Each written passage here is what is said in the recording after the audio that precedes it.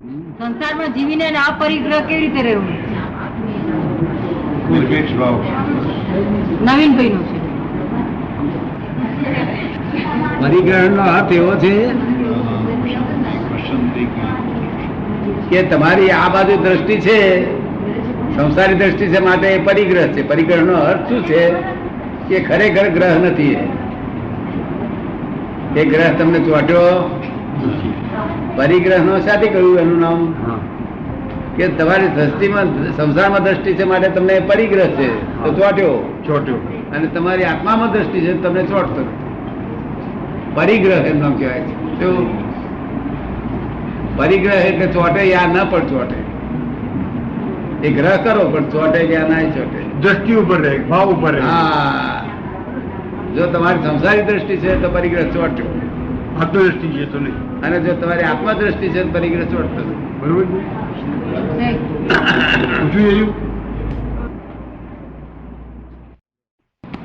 કેટલીક વાત સમજવાની. જગત અહીં ભૂલ ખાતી છે. આખા જગતે શું જાણ્યું છે કે આ જ આત્મા અને સાચું હોનું થઈ ગયું છે, શુદ્ધ કરવાનો છે, એટલું સમજ્યા છે. શું સમજ્યા છે? સાચું હોનું થઈ ગયું છે તે શુદ્ધ કરવાનું છે. આ જ આત્મા, બીજો કોઈ નહીં. આત્મા મારો શુદ્ધ કરવાનો છે કે છે. શું કે છે?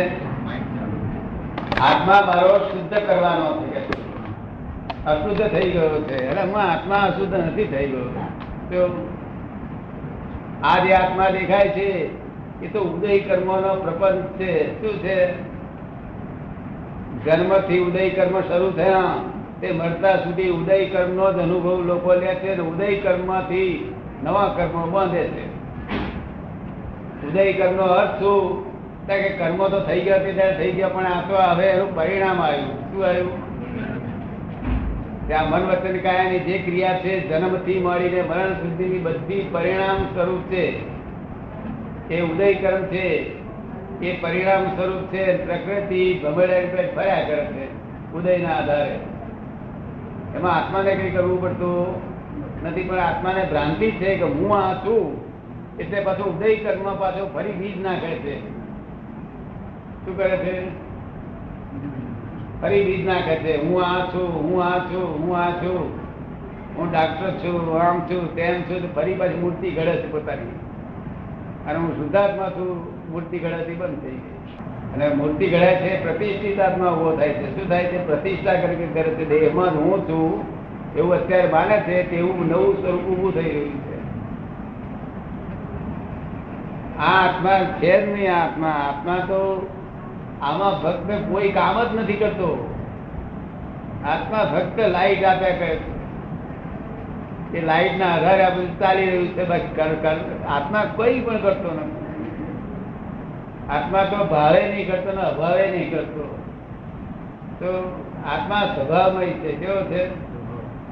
સ્વભાવ. પોતપોતાના સ્વભાવમાં જે સોનાના સ્વભાવમાં રહે, સોનું છે તે બીજા ગુણધર્મ ન બતાવે, એવું આત્મા પોતાના ગુણધર્મ ક્યારેય પણ છોડ્યા નથી, છોડતો નથી, છોડશે નહીં. તાર કહે છે કે થયું કેવી રીતે ઉભું? તાર કહે છે બે વસ્તુઓ, બે ત્રિકાળી વસ્તુઓ. વસ્તુ કોને કહેવાય? ત્રિકાળી હોય તેને, સનાતન હોય તેને. કોને વસ્તુ કહેવાય? બે સનાતન વસ્તુ, જળ ચેતન સનાતન વસ્તુ બે ભેગી થાય એટલે ભેગી થાય એમાંથી વિશેષ ભાવ ઉત્પન્ન થાય. શું થાય? બે ભેગી થવાથી જ વિશેષ ભાવ ઉત્પન્ન થાય. પોતાનો ગુણધર્મ પોતાના જળના જુદા, ચેતનના જુદા, અને 30 પ્રકારના ગુણો ઉત્પન્ન થઈ જાય. એ ગુણ ઉત્પન્ન થાય તેને આધારે આ જગત ઉભું થયું છે. વિશેષ ભાવ ઉત્પન્ન થાય છે. શું થાય છે? વિશેષ ભાવ. વિભાવ એટલે વિશેષ ભાવ. જગત અત્યારે વિભાવનો અર્થ એવો કરે છે કે આત્માને અવળો ભાવ થયો સંસાર કરવાનો. જો આત્માને એવો અવળો ભાવ થાય તો ભિખારી કહેવાય. આત્મા પરમાત્મા જ ના કહેવાય.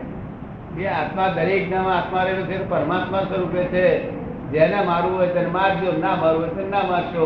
પરમાત્માને તમારી રહ્યા. શું થયું? આ જોરદાર. એને પરમાત્મા સ્વરૂપે જ છે. ઉદય સ્વરૂપમાં એનું ગમે તે દેહ હોય એ ઉદય સ્વરૂપ છે. શું છે? તમને અધિકાર નથી એને મારવાનો અને દુઃખ દેવાનો. તમને અધિકાર નથી. અને જો દેવાઈ ગયું હોય, ભૂલે ચૂકે આપણી ઈચ્છા ના હોય જ્યારે દેવાઈ જાય તો પ્રતિક્રમ કરવો. તો પેલા ભગવાન જે બેઠા છે એ તમને તરત છોડી દેશે કે હો તમારી ઈચ્છા નથી, તમારી ખુદની ઈચ્છા નથી કે ના ભાઈ સાહેબ તો પ્રતિક્રમ કરવું છૂટી જાય. એટલે ઉદય કર્મ છે એટલું તો સમજાય નહીં. ઉદય કર્મ લોકો કહે છે ખરા કે મારા ઉદય કર્મ એવા છે, પણ ગજુ કાપે છે ને તીકડી કેમ નહીં કહેતો ઉદય કર્મ? અમારું ગજુ કાપી લીધું, વન પકડો, પોલીસ અરે ઉદય કર્મ છે. આ શું છે? તારો ઉદય કર્મ એ તો નિમિત્ત છે. કોણ છે? હા, પોતાનો ઉદય કર્મ હોય તારે નિમિત્ત ભેગું થાય. અને તે નિમિત્ત કોણ ભેગું કરી આલે? વ્યવસ્થિત ભેગું કરી આલે. અને કપાઈ જાય ત્યાં આગળ પેલાની જોડે આપણે એવું નહીં કરવાનું તે સારું કર્યું એવું તો નહીં બોલવાનું, પણ એની જોડે આપણે કટાય નહીં કરવાના, રાગદ્વેષ નહીં કરવાના. જગતના મનુષ્ય રાગદ્વેષ આગળ રહે જ નહીં. એ જ કર્મ આ તો ઉદય કર્મ છે. રાગદ્વેષ કરાય એ જ કર્મ પાસે અને એ કર્મ પાસે ઉદય રૂપે આવે, બીજા અવતારમાં ઉદય રૂપે આવે. એટલે અમે કહીએ છીએ ને કે કોઝી જે ઇફેક્ટ ઉદય કર્મ છે અને કોઝી જે મૂળ કર્મ છે, મૌલિક કર્મ જે માન્યતા એ જાતે આત્મા કઈ કરતો નથી, પણ છતાંય એને આ બે વસ્તુઓ ભેગી થવાથી વિશેષ ભાવ ઉત્પન્ન થયો છે. એટલે એવી રોંગ બિલીફ બેઠી છે. ખાલી ત્યાં હું કરું છું એવી રોંગ બિલીફ જ છે. શું છે? આ એ રોંગ બિલીફ કાઢી આપે અને રાઈટ બિલીફ બેસી કશું જ નથી. રોંગ બિલીફ એનું નામ મિથ્યા દર્શન અને રાઈટ બિલીફ એનું નામ સમ્યક દર્શન. એક જ્ઞાની પુરુષ રોંગ બિલીફ કાઢે કે તમે ડાક્ટર નથી, તમે નંદલાલ નથી, તમે આ નથી, તમે આ છો, શુદ્ધાત્મા છો, એ તમે બેસી ગયું એટલે પછી તે થઈ ગયું, છૂટું થઈ ગયું. જેમ કોઈ ઊંઘતા માણસને કોઈ જગાડે કે ભાઈ એ તમે જાગો જાગો જાગો, તે એનું નામ દે કરે ત્યારે હા કે જાગ્યા પછી પોતે બધું ભાનમાં આવી ગયો. એ જ્ઞાની પુરુષ જગાડે કે તમે આ નથી, તમે શુદ્ધાત્મા છો, ઊંઘો આ સંસાર ભાવમાં તો ઊંઘમાં છો, તો ઊંઘમાંથી ઢંઢોળી જગાડે તમે આ નથી, તમે તો શુદ્ધાત્મા છો. એટલે જાગૃત થયા પછી ભાનમાં આવી ગયો. અને શુદ્ધાત્મા એ ખરેખર આત્મા નથી, એ તો શબ્દ છે. શબ્દ શા માટે શુદ્ધાત્મા કહ્યું?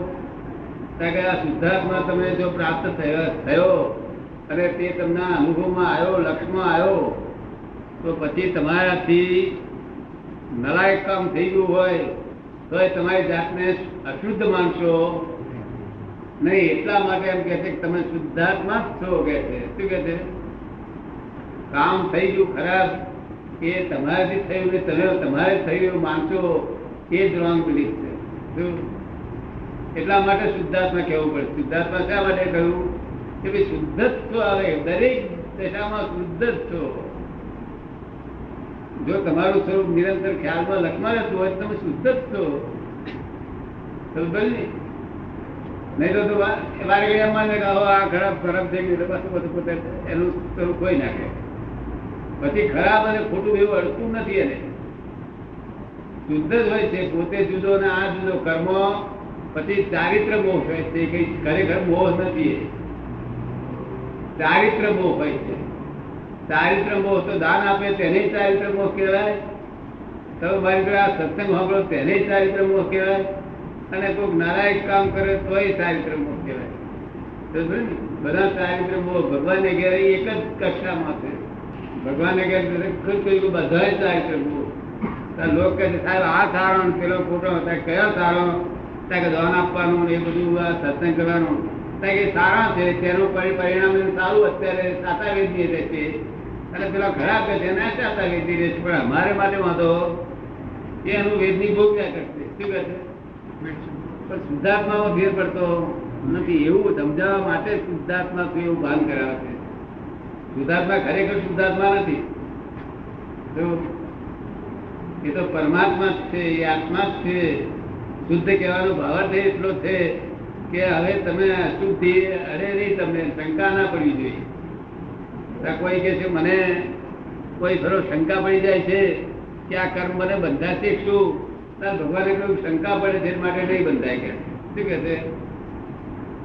શું કે છે? શંકા પડી શંકા પડે છે માટે નહીં બંધાય. જગત ને શંકા પણ પડે નહીં. તમને શંકા પડે છે એટલે તમે જાગ્રત છો. શું કે છે? ને એટલે શંકા પડે ત્યારે ભગવાને કહ્યું કર્મ નહીં બંધાય. તને શંકા પડે છે તો મને શંકા પડી જાય કે કર્મ નહીં બંધાય. ભગવાન તાનવીર જેવા છે ને, શંકા પડે તો કે ના તને છોડી દઈએ વાતચીત કરો. બધી શક્તિ જેવી વાતચીત કરી બધી થાય. બધું આખા બ્રહ્માંડ ની વાતચીત થાય. પેલામાં આવ્યું ને અમારો વિશ્વ મૈત્રી ભાવ. બોલો તે વાક્ય.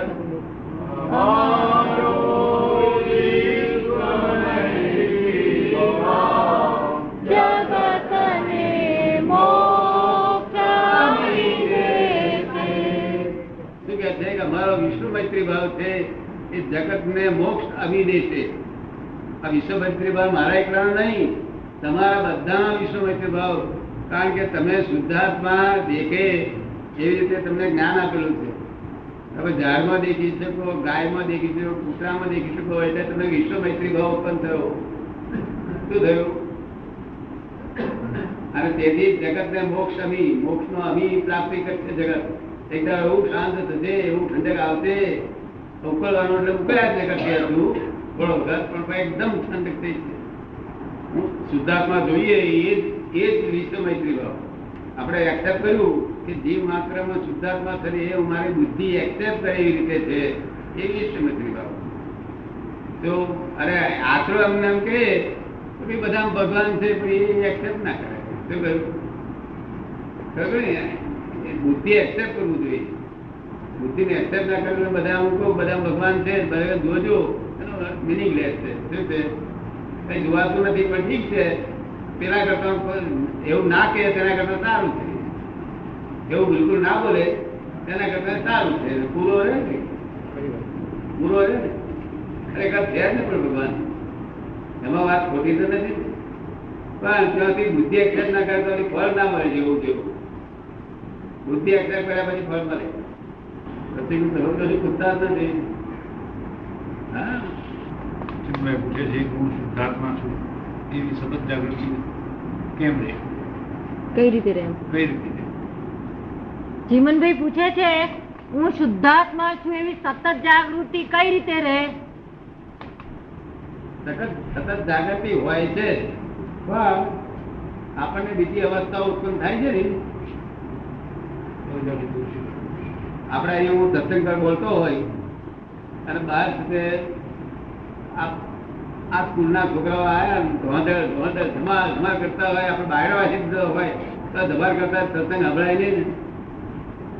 એવું આ ધંધાની ધમાલો બધી આવે ને એટલે આપણને જાગૃતિ છે પણ ના જોવા ના દે. આપણને સફોકેશન કરાવે. શું કરાવે? આ ધંધાની અવસ્થાઓ બધી છે ને એ આપણને ગુતે કર્યા કરે.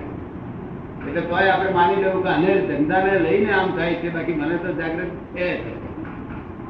જેવો અહીંયા છોકરાઓ પેલા બુઆ કરતા તેને લઈને આપણે સંભળાતું નથી. બાકી ખરેખર આપણે સત્સંગ ચાલે જ છે પણ સંભળાતું નથી.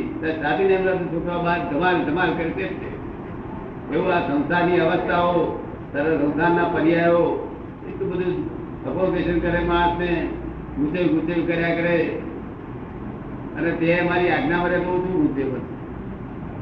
કોઈ પણ વસ્તુ બનતા પહેલા આપણે પ્રયત્ન કર્યા પછી એનું ફળ વ્યવસ્થિત આવશે. ફળ વ્યવસ્થિત પર છોડી દેવાનું. આપણે કામ કરી દેવાનું, ફળ બધું વ્યવસ્થિત પર છોડી દેવાનું. ગમે તે આ કામનો વિચાર કામ કરે જ જવાનું બસ. એનું ફળ વ્યવસ્થિત ના તાબામાં છે. નામ સ્મરણથી પ્રજ્ઞા આવે કે નામ સ્મરણથી પ્રજ્ઞા આવે કે નામ સ્મરણ થી પ્રજ્ઞા આવે ખરી? નામ સ્મરણ એ નામ સ્મરણ નો કોઈ પણ કાયદો નામ સ્મરણ નો છે નહીં. નામ સ્મરણ નો કહેવાનો શું બાબત છે કે તું રામ બોલ કર કે મરા બોલ કર. શું કે છે? મરા બોલે તારે ના તારે? કોઈ બી ના કોઈ અરે જ્ઞાની પુરુષ એમ કે ખીચી બોલ તો રામ રામ કરતા વધારે ફાયદો થાય, કારણ કે જ્ઞાની પુરુષ કહેલું છે. એટલે તમે સમજ્યા ને, નામનો અર્થ સમજે તમે? નામ શું કહેવા માંગે છે? એ એટલું જ કહેવા માંગે છે કે કોઈ પણ તું જાતનો જાપ કર કે છે, અને એ જાપમાં તને એકાગ્ર રહેશે કે બધું આ પર્યાયો ખસી જશે. જાપ કરવાનું જરા મનમાં જાપ કરી સમજ્યા પર્યાય અસર કરશે, જરા બોલી નીકળી કે તો રામ રામ રામ રામ રામ રામ રામ બધું આપણું બંધ થાય. તમે શું પૂછવા માંગો છો? એનાથી પ્રજ્ઞા ઉત્પન્ન થાય ખરી નામસ્મરણથી? પ્રજ્ઞા તો પ્રજ્ઞા જ્ઞાન સિવાય કઈ પણ જ્ઞાન સિવાય કઈ પણ દર્શન ફર્યા સિવાય પ્રજ્ઞા ઉત્પન્ન થાય નહીં. આ દર્શન આમ જોઈએ અને પ્રજ્ઞા ઉભી થાય ક્યારે બને નહીં. આમ જોવાનો પ્રસંગ મળે તો જ પ્રજ્ઞા ઉભી થાય. આમ મિથ્યા દર્શન કર્યા કરીએ પ્રજ્ઞા નામ સ્મરણ તો બધા લોકો કર્યા જ કરે છે. એમાં કશું મળે નહીં, પણ એનું આપણું પોતાનું એટલો કર્મ ઓછો બંધાય, એટલી જગ્યા મળે, અવકાશ રહે, એમ કરતું કરતું આગળ વધે છે. ખોટું નથી. નામ જપ ને નામ સ્મરણ સારી વસ્તુ શું છે. અને છેલ્લું શુદ્ધાત્મા છું એનું સ્મરણ રહેતું હોય, નામ રહેતું હોય, અગર જ્ઞાની પુરુષનું નામ સ્મરણ રહેતું હોય તે તો વાસ્તવિક છે. એ તો છેલ્લામાં છેલ્લી દશા છે. તો આપણે શું ખરેખર શું પૂછવું? પ્રજ્ઞા એ વસ્તુ બહુ ઊંચી વસ્તુ. સત્સંગ બધાને નસીબ નથી હોતો, છતાંય નામ સ્મરણથી માણસ પોતાની બુદ્ધિને સારી કેળવી શકે અને કંટ્રોલ કરી શકે, અંકુશમાં રાખી શકે. એનામાંથી તામસ ભાવ ઓછો થાય, રાસિક થાય અને સંતોષ પણ પેદા થાય. એમ કે છે કે આ સત્સંગ છે કે બધું તો બધાને લાભ એવો હોય નહીં કે છે, મળે નહીં. તો કે આ છે તો નામ સ્મરણથી છે તો એનો સતત છે તો તામસી ભાવ ઓછો થાય અને પોતાનો સાત્વિક ભાવ વધારે ખીલે, એવું ના બને? નામ સ્મરણ પણ કઈ દશામાં? અજ્ઞાન દશામાં, જ્ઞાન દશામાં. અજ્ઞાન દશામાં નામ સ્મરણ કુંડે બંધારે અને આગળ વધારે. જ્ઞાન દશામાં નામ સ્મરણ કામ કરી નાખે. તો પણ નામ સ્મરણ કઈ દશામાં છે એ જોવું જોઈએ. કારણ કે જ્ઞાન દશામાં પ્રજ્ઞા હાજર હોય અને અજ્ઞાન દશામાં પ્રજ્ઞા હાજર ના હોય. પ્રજ્ઞા એનું નામ કહેવાય છે કે પ્રજ્ઞાનો સ્વભાવ કેવો કે એને કોઈ પણ રસ્તે સંસારમાં પેસા ના દે. એનું નામ પ્રજ્ઞા. એવું એટલું બધું કામ કરે, પ્રોટેક્શન આપે, સંસારમાં પેસા અટકાવે પ્રજ્ઞા. અને બીજી અજ્ઞા શક્તિ છે એ સંસારની બહાર નીકળવા જ ના દે. એ નીકળવા જ ના દે બહાર. આપણે નીકળવા જઈએ ને તો પાછું ધકેલું. એ અજ્ઞા શક્તિ ને પછી પ્રજ્ઞા શક્તિ, બે શક્તિઓ જુદું જુદું કામ કરી રહી છે. પ્રજ્ઞા શક્તિ ડિરેક્શન બદલાય ત્યારે પ્રજ્ઞા શક્તિ ઉત્પન્ન થાય, અને આ ડિરેક્શન છે તો હજી અજ્ઞા શક્તિ છે. દ્રષ્ટિ બદલાવી જોઈએ. દ્રષ્ટિની ભૂલ છે, બીજી કોઈ ભૂલ છે જ નહીં. એમાં દ્રષ્ટિનો ફેર થઈ ગયો. સદગુરુનો આપેલા જાતમાં શક્તિ સાધારણ માણસ કરતા વધારે કરી, સાધારણ સમજ કરતા. સદગુરુનું આપેલું નામ સ્મરણ હોય તો તે છે તો સાધારણ મનુષ્ય કરતા આની શક્તિ વધારે હોય કે નહીં? સદગુરુનું આપેલું નામ સ્મરણ, હા, એ આપેલું હોય તો પ્રફળ આપે, બસ સારું આપે. એ જેવા જેવો ગુરુ પર આધાર રાખે છે. સદગુરુ તો એવું છે ને, સદગુરુ કોને કહેવો એ બહુ મોટી મુશ્કેલી છે. આપણા હિન્દુસ્તાનમાં સદગુરુ તો દરેક માણસ પોતાના ગુરુને સદગુરુ જ કહે છે. શું કહે છે? પણ સદગુરુ કોને કહેવાય છે? શાસ્ત્રીય ભાષામાં સદગુરુ કહેવાય છે કે સત એટલે આત્મા જેને પ્રાપ્ત થયેલો છે એવો ગુરુ એ સદગુરુ. સ્કૂલમાં ભણતો છોકરાને કેમ ખબર પડે કે મારો સંસારમાં જે બહુ ચારિત્ર ઊંચા ચારિત્ર નો ગુરુ હોય છે એને આપણા લોકો સદગુરુ કહે છે, પણ ખરેખર સદગુરુ ના કહેવાય. સદગુરુ એટલે આત્મજ્ઞાની કહેવાય. શું કહ્યું? આત્મા પ્રાપ્ત થયેલો હોય ને એવો હોય એને સદગુરુની કસોટી, સદગુરુના લક્ષણ. સદગુરુના લક્ષણ કહો.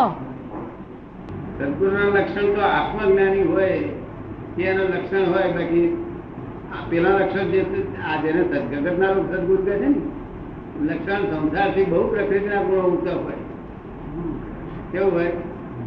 પ્રકૃતિના એકદમ ગુણો ઊંચા હોય, જેને ખાવા પીવામાં બધું ક્ષમતા હોય, બીજા વ્યવહારમાં ક્ષમતા હોય, ચારિત્ર ગુણ બહુ ઊંચો હોય, પણ આત્મા પ્રાપ્ત થયેલો ના હોય.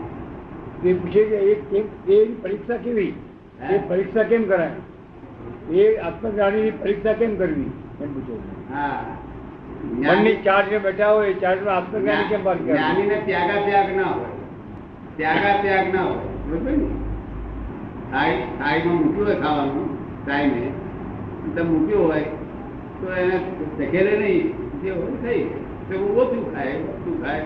પણ આ મન ના ખબર, આમ ના ખબર, એવું દખલ ના હોય. કોઈ જાતની દખલ નહીં. એમનું જ્ઞાન કોઈ જાતનો દખલ નહીં.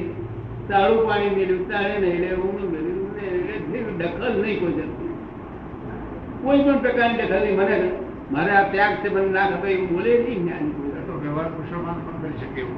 એવું તો કે વ્યવહાર કુશળ માણસ પણ કરી શકે. હે વ્યવહાર કુશળ હોય એ પણ આવું તો કરી શકે. કયું? આ ડખો દખલ ના કરે, જે હોય ના, તે. એ બધામાં ના કરી શકે, બધામાં ના કરી શકે. એ અમુક બાબતો કરી શકે. બીજા બધામાં આગ્રહી તો દુરાગ્રહી હોય, અને આ તો નિરાગ્રહી હોય. આત્મજ્ઞાન નું લક્ષણ શું? નિરાગ્રહી હોય, કોઈ પણ આગ્રહ ના હોય. અત્યારે હું કહું કે બારે અંધારું ઘોર જેવું થઈ ગયું છે, અરે તમે કહો અંધારું ઘોર જેવું થયું છે, ત્યારે હું કહું ના થોડું થોડું અજવાળું છે ભાઈ, હું વિનંતી કરું, હું તમે કહું કે ભાઈ થોડું થોડું અંધારું જોયા આવવાનું ખરા, પછી તમે પાછા જોઈને પાછા કહ્યું બિલકુલ દાદા અંધારું થઈ ગયું છે, એટલે હું કહું કે ભાઈ તમારી દ્રષ્ટિએ બરોબર છે, એમાં ખોટું નથી. એ રીતે હું આગળ વધીએ, અમે બેસી ના રહીએ કોઈ જગ્યાએ. ખબર ને? બિલકુલ આગ્રહ ના હોય તો જ એ આત્મજ્ઞાની લક્ષણ. નિરાગ્રહી હોય. બાકી ગુણો તો એમની પાસે બહુ જરૂર નહીં. એમની બરોબર ને? ગુણો તમે બીજા ગુરુઓ, સંસારના ગુરુઓ એટલા બધા ગુણ હોય છે એમને, પણ બધા સારા ગુણો, પ્રકૃતિ ગુણો, પ્રાકૃત ગુણો, ખાવાના કેટલા બધા કંટ્રોલ, બીજું બધું કંટ્રોલ, મન કંટ્રોલમાં, બધું કંટ્રોલમાં. પણ આગ્રહી હોય, આ મને ના ખબર, દખલ તો ખરું જ. એટલે સદગુરુ તો આપણે હિન્દુસ્તાનના બધા ધર્મો વાળા કોઈ પોતાના ગુરુને સદગુરુ જ કહેવાય, કોઈ એકલા ગુરુ નહીં કહેતા. સદગુરુ એ આત્મજ્ઞાની હોય તેને સદગુરુ કહેવાય, અને બીજા બધા ગુરુ કહેવાય. સંત પુરુષ કહેવાય, ગુરુ કહેવાય, સંત પુરુષ કહેવાય, પણ સત્પુરુષ ના કહેવાય. સત જેને પ્રાપ્ત થયેલું હોય સત અવિનાશી કહેવાય. અવિનાશી હોય તેને સત કહેવાય. સત્પુરુષની હાજરીથી, એના હૃદયના આંદોલનથી અન્ય માણસોનું હૃદયનું વાતાવરણ વિશુદ્ધ થાય, એને જાગૃતિ થાય, અજાગૃતિ ઓછી થાય. કે સત્પુરુષના હૃદય આંદોલનથી બીજા અજ્ઞ માણસોનું છે તો હૃદય છે તો જાગૃતિમાં આવી જાય, વાતાવરણ એમના વાતાવરણથી, સત્પુરુષના વાતાવરણથી અજાગૃતિ ઓછી થાય એની. સત્પુરુષના વાતાવરણથી આવે, સંત પુરુષના વાતાવરણથી આવે તો આંદોલનથી બહુ સુંદર આવે. આ સત્સંગનો અર્થ શું છે? ખરો સત્સંગનો અર્થ શું છે? કે તમે મારી જોડે બેસીને ગપ્પા મારો તો એ સત્સંગ છે. મારી જોડે બેસીને ગપ્પા મારો, કારણ સંગ કોનો છે? કારણ કે સતની જોડે જે સત ભગવાન છે તેની જોડે દાદાનું ડેરું છે, એની જોડે તમે બેઠેલા છો. જ્યાં પ્રગટ થયેલા છે, પૂર્ણ કક્ષાએ પ્રગટ થયેલા, ત્યાં જોડે બેઠા છે, એમનો સત્સંગ કહેવાય. શું કહ્યું? પછી તમે ગપ્પા મારશો ને મારી જોડે, મેં બધાને કહ્યું ગપ્પા હું વાંચે મારી કઈ આખો દાડો ભજભજ કરવાની જરૂર નથી. એટલે ચટણી બટની ખાવી ગઈ. મૂર્તિ અને તીર્થ માણસને કેટલું મદદ કરે. મૂર્તિ અને તીર્થ એ માણસને કેટલી મદદ કરી શકે? મૂર્તિ અને તીર્થ ક્ષેત્ર. મૂર્તિ જ્યાં સુધી આપણને પોતાની અમૂર્તનું ભાન ન થાય, અમૂર્તનું ભાન થાય નહીં ત્યાં સુધી આપણે મૂર્તિની બદના છોડવી નથી. અમૂર્તનું ભાન થયા પછી છૂટી જાય ન છૂટી જાય તો કઈ હરકત નથી, પછી ખરી સાચી બદના હોતી નથી, પછી નિકાલી બદના હોય છે. કેવી? અને આ મૂર્તનો બદના થતા પહેલા છે તે મૂર્તિની બદના અવશ્ય હોવી જોઈએ. આ હિન્દુસ્તાનનું ગ્રેટેસ્ટ સાયન્સ છે મૂર્તિ. કારણ કે મનુષ્યોને એટલો બધો મોહ હોય છે, સંસારનો સ્વભાવ એટલે મોહી હોય, એટલે અહીંથી ચાલ્યો તો 2 માઇલ સુધી શહેરમાં ચાલ્યા કરે, પણ ભગવાન એને યાદ ના આવે એટલે થોડે ઘેરે જાય મંદિર દેખે. આ ઇન્દ્રિય જ્ઞાન થી દેખે છે તો એને ખ્યાલમાં આવે છે કે ભગવાન. આમ તો બહાર નમસ્કાર કરે, કરે ના કરે? અને કરે એટલે એ પરોક્ષ ભક્તિ કહેવાય છે. અને પરોક્ષ એ મૂર્તિ અંગતથી નથી. મૂર્તિ કે મારું નહીં આ તું કરું છે, આ તો અહીં તારામાં બેઠેલા એ ભગવાનનું છે, ત્યાં મોકલે છે. અહીંથી ત્યાં ને ત્યાંથી ત્યાં જાય છે એમનો મૂર્તિ. આ સમજાય ને? એટલે પરોક્ષ ભક્તિ છે, એનું ફળ બહુ સુંદર મળે છે. માટે પરોક્ષ ભક્તિ જ્યાં સુધી આ પ્રત્યક્ષ ન થાય ત્યાં સુધી પરોક્ષ ભક્તિ અમૂર્ત પ્રાપ્ત થવો પ્રત્યક્ષ ભક્તિ છે. અને ત્યાં સુધી મૂર્તિનું આલંબન જોઈએ. નિરાલંબ માણસ કોઈ માણસ કશું જ્ઞાન પ્રાપ્ત કરી શકે નહીં. તે મૂર્તિનું આલંબન ત્યાં સુધી જોઈએ. મૂર્તિ 2 પ્રકારની. જો સદગુરુ મળ્યા હોય, સદગુરુ એટલે પેલા સદગુરુ સંસાર વ્યવહારિક સદગુરુ, બહુ ઊંચા ચારિત્રના વિચાર હોય તો પછી મૂર્તિના દર્શન ન કરો અને આ ગુરુને કયા પ્રમાણે ચાલો. મોટા મોટી મૂર્તિ, આ સજીવન મૂર્તિ કહેવાય. તે પણ જવાનું ક્યાં? ભગવાન ગુરુના દર્શન કરો ને તે તમારા આત્માને જ પહોંચાડે, પોતે સાંભળે નહીં. એ પરોક્ષ ભક્તિ કહેવાય. અને જ્ઞાની પુરુષનું પ્રત્યક્ષ ભક્તિ તરત જ ફળ આપે. પ્રત્યક્ષ ભક્તિનો તરત ફળ આપે પ્રત્યક્ષ ભક્તિ. ગુરુ વગર સ્વસંવેદન પ્રાપ્ત થાય છે. ગુરુ વગર સ્વસંવેદન પ્રાપ્ત થાય ખરું? ગુરુ ગુરુ વગર સ્વસ્વરૂપ દર્શન પ્રાપ્ત થાય ખરું? કોક ન થાય, જબલ્લે થાય. પણ તે એનો અર્થ એવો નથી કે ગયા અવતારમાં ગુરુ કર્યા હોય તો આ અવતારમાં ગુરુ વગર થઈ શકે. પણ ગુરુ નિમિત્ત છે. નિમિત્ત વગર ઉપાદાન જાગ્રત થાય નહીં. ઉપાદાન ગમે એટલું ઉપાદાન સરસ હોય પણ નિમિત્ત મળે નહીં ત્યાં સુધી ઉપાદાન તેની તે સ્થિતિમાં રહ્યા કરે. અને નિમિત્ત હોય અને ઉપાદાન કાચું હોય, તદ્દન કાચું, તો નિમિત્તે ઉપકારી ન થઈ શકે.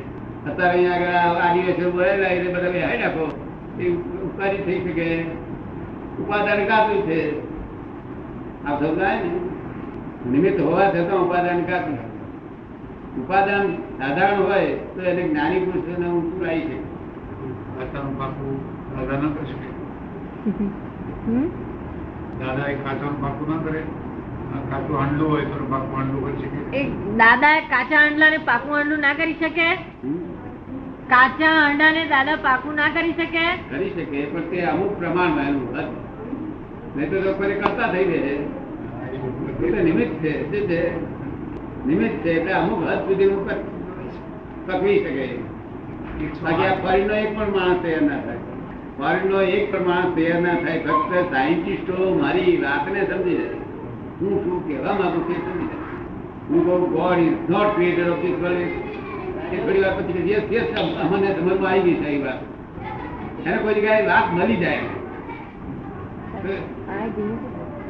ઓનલી સાયન્ટિફિક સર્કમસ્ટન્શિયલ એવિડન્સ છે. આમ જોઈને કહું છું ને કહ્યું તો પણ એ સમજી જાય. સાયન્ટિસ્ટ મન શેનું બનેલું છે એને કહું મન શેનું બનેલું છે એને કહું સમજાય. વાત સમજાવીએ ને તો થોડો થોડો એને અનુભવ દર્શનમાં આવી ગયેલું હોય, એની સૂઝ પડી ગયેલી જ હોય બધી. પણ એને એક્ઝેક્ટનેસ ના આવે.